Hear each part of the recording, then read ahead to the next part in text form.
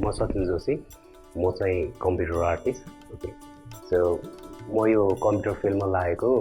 like 15 years भइसक्यो okay so 15 years भन्दा पनि बेसी so over the span of time मैले चाहिँ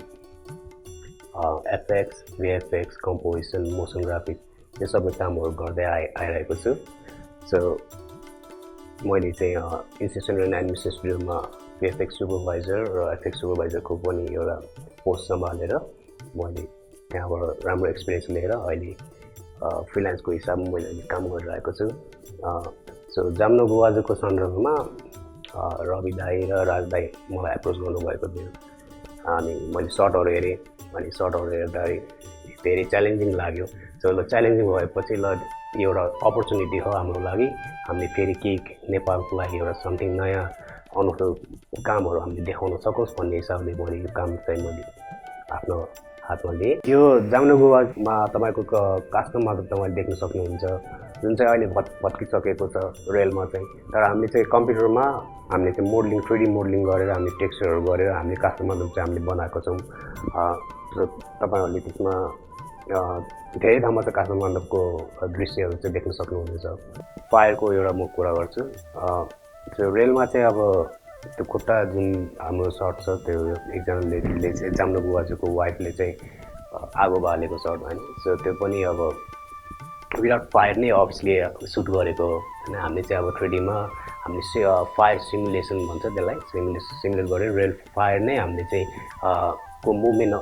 होस् भनेर हामीले रेल फायर जस्तै नै हामीले देखाउन कोसिस गरेको छौँ अनि अर्को मेन पार्ट भनेको हाम्रो इगलको सो इगल पनि हामीले 3D मोडल गऱ्यौँ 3D मोडल गरेर हामीले त्यसमा एनिमेसनहरू पनि गर्नु परेको थियो सो चिल कसरी उड्छ त्यो सबै हामीले रिसर्चहरू गऱ्यौँ होइन चिलले मुटु 3D मुटु उसले उडेर जान्छ अनि अर्को एउटा जाम्नो गोवाजु र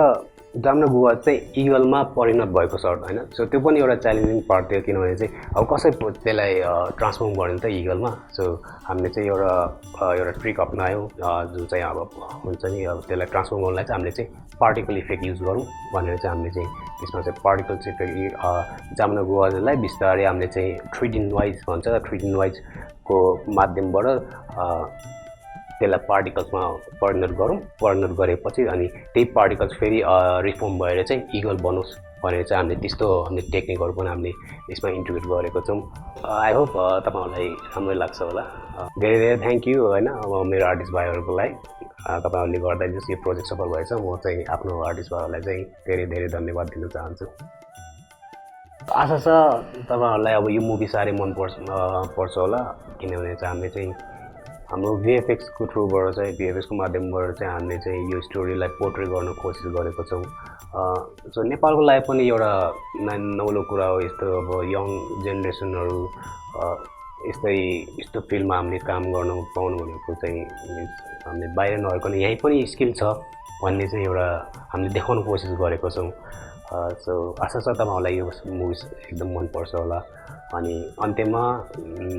नेपाल सम्बत 1139 र आउनेवाला तिहारको धेरै धेरै शुभकामना